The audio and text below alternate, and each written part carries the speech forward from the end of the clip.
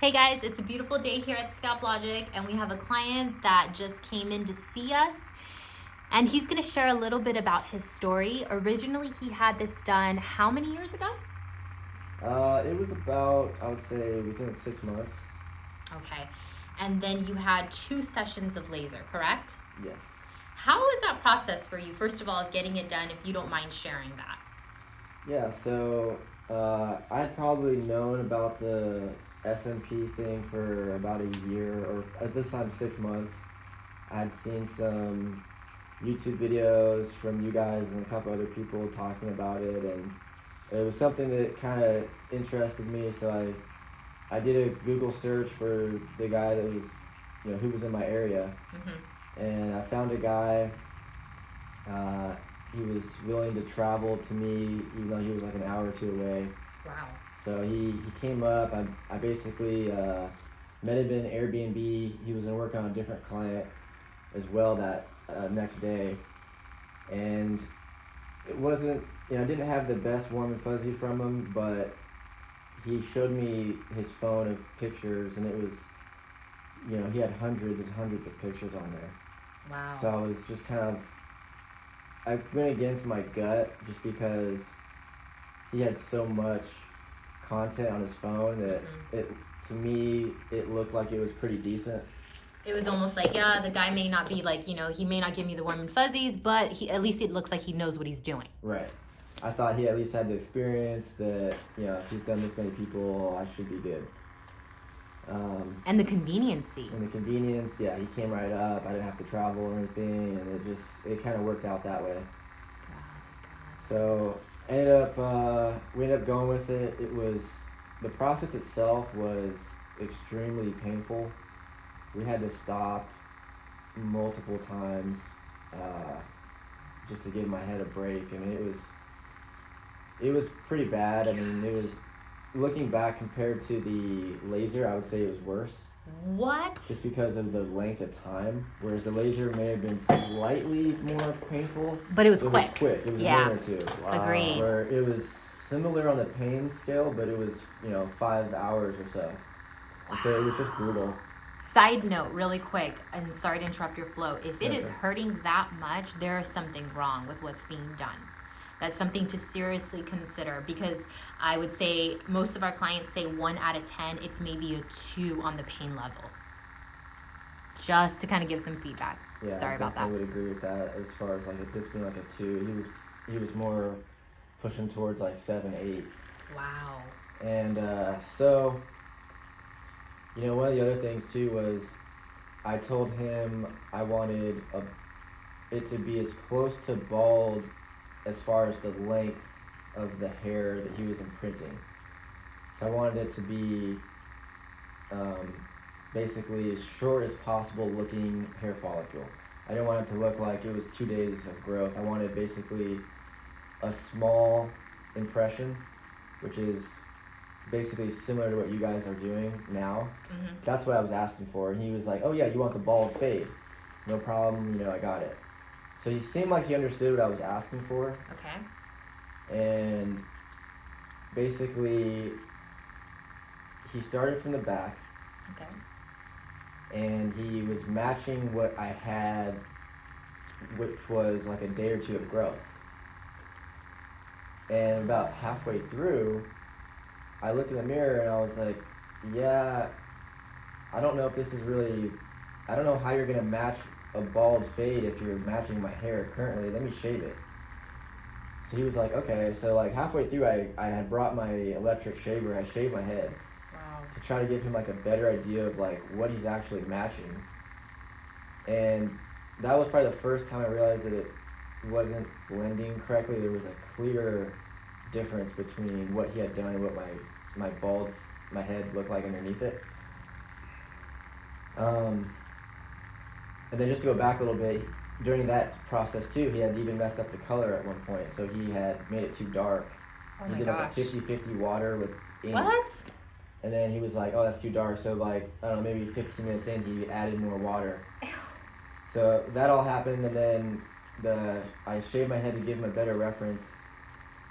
He ended up finishing up hours later, and he was like, yeah, we definitely need to do some more blending. It's not done. It looks, his words, hella dotty right now. But it'll look better once it's all done. Just trust the process and all this. And I was like,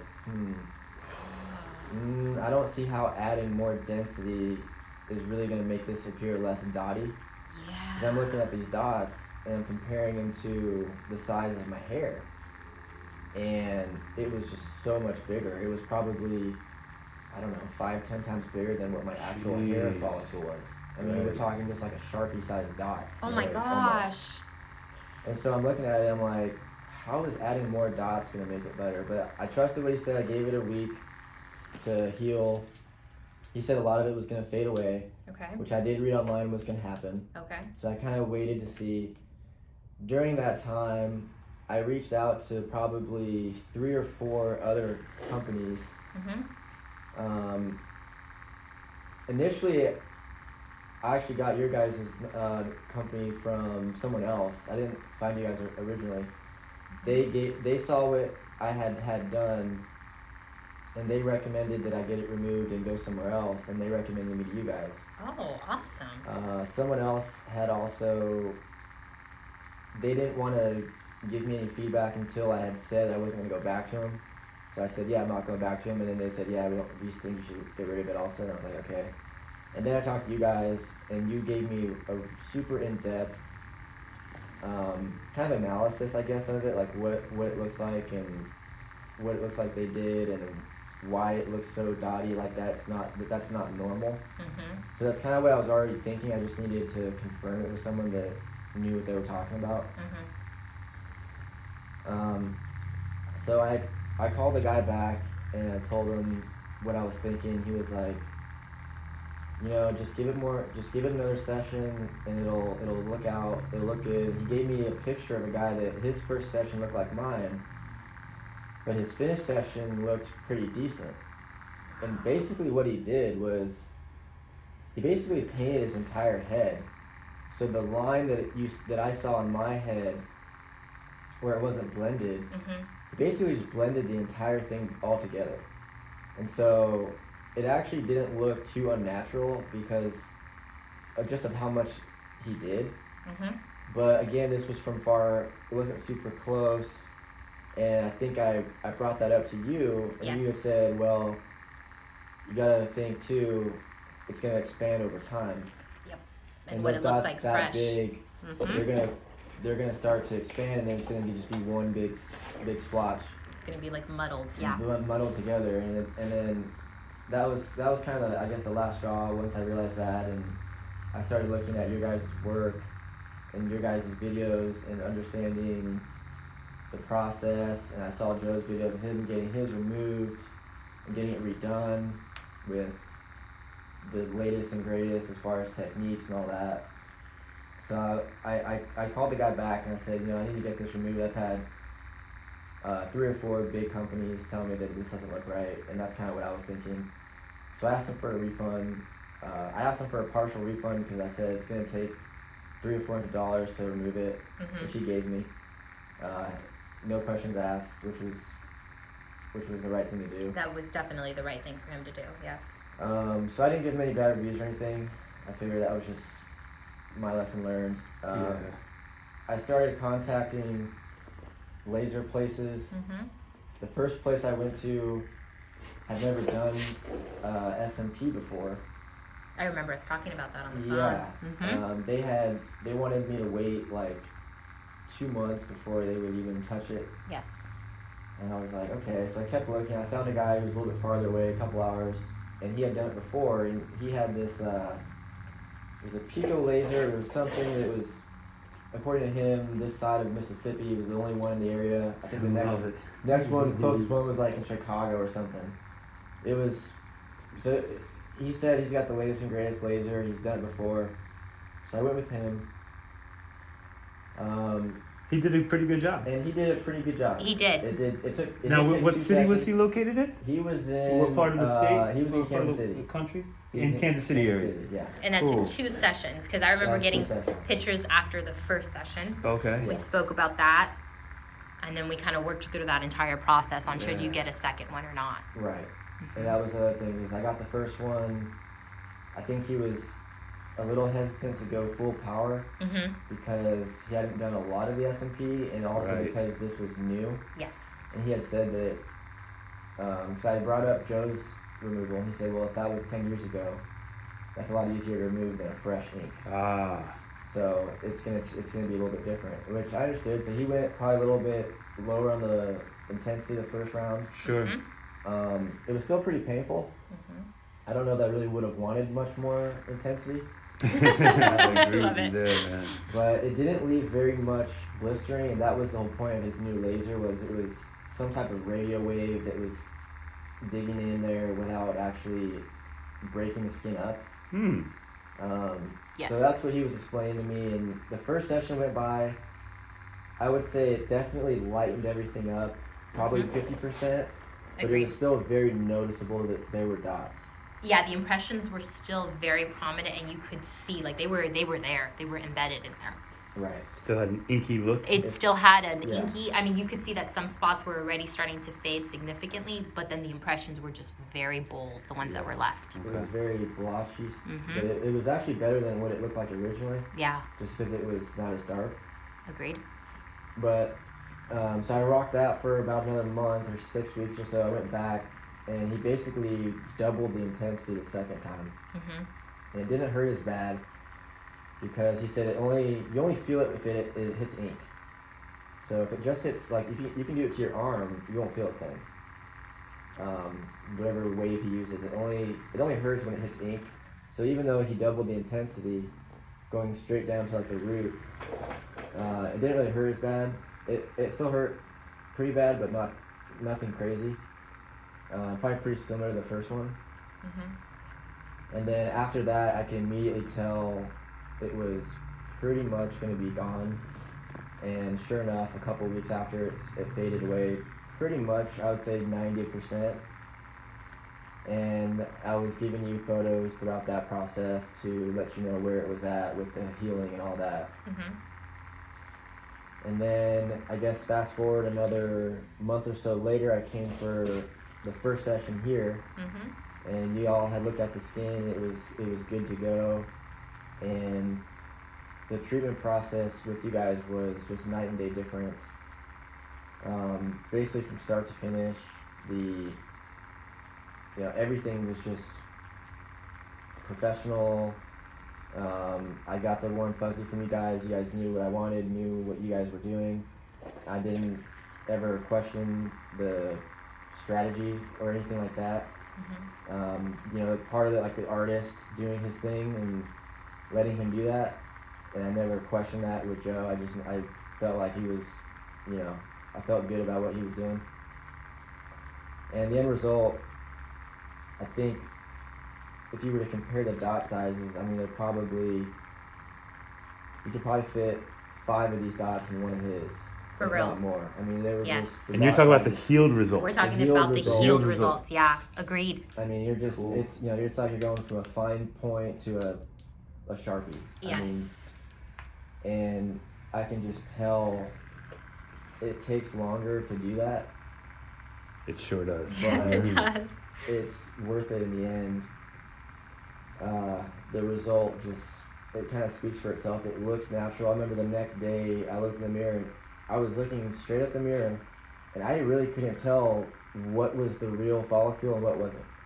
I mean, it was just so close to natural. Mm-hmm. And you got pretty red and irritated, as you can see in the video. Yeah. You get more red and irritated than most guys, and that was the next day. Is what you That said? was the next day. Yeah, I woke Cool. up. It was still red, kind of. Okay. But as far as like on top of the red, there's one strand of hair that's real and one that's a dot. And just Yeah. looking at it side by side, it was hard to tell. I That's love it. it. And I knew that right then that it was what I was looking for. Do you think most people searching the internet know that standard exists, or what are your thoughts on that? I think that's such an important topic. That is. I really don't think people know what exactly they're looking for, because I had done a pretty fair amount of research on it, Mm-hmm. and it's just really hard to tell the size of dots when you're looking at a picture. Exactly. And that's just the crucial the part about it, I think, was the size of everything. Yes, the impression. What does it look like? And especially healed more than anything, because you were able to experience that firsthand. It obviously looks much different from when the minute you walk away and then once it settles down and it heals.